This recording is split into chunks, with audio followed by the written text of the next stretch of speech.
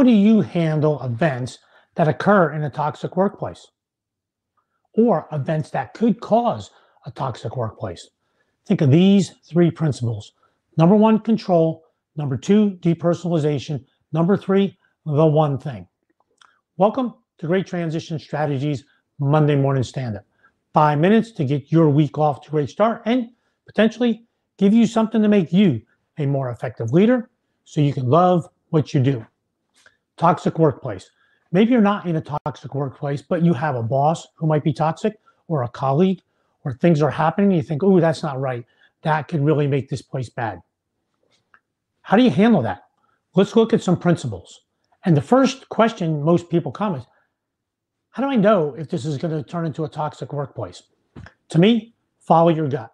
If you have a trigger when something happens, that person didn't get promoted, that person was treated poorly, someone said something inappropriate at a meeting, something you think, ooh, that's not ethically correct, and you get that jolt, that's probably time to think about this place could turn toxic.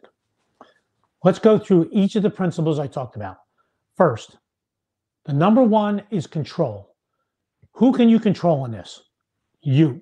You can control yourself. You can control your reaction, how you react, how you handle it. Many times people, when something like this something happens in the workplace, they start talking to everyone, big rumor mill, and they start spreading around what's going on. You can control yourself. So control yourself. What can you do? What is important about you? So think about, what do I need to do to make this thing better? So think about yourself. You can control yourself, You can't control other people. All right, so that's number one. Number two, depersonalize it. When you see something happen in a meeting, maybe someone talks poorly to someone, or do you see some discrimination, some sexual harassment? Say that happens to you. Depersonalize it. Because when it's personal, now it's one-on-one. If you can depersonalize, you think, well, what does this mean for the larger organization? What if this one person is doing the same thing to other folks? What does that mean for the larger organization? Now you're thinking bigger picture. You're thinking about the big group. Depersonalize it. Think about the larger organization. Now you're going to be able to make some headway. Last one goes to action. And the action is the one thing. Keller wrote a book on, and the name of the book is The One Thing. And one of the big principles in that book is asking yourself this question when you have to get something done. What is the one thing, if I did it, that would make everything else easier? So think about that.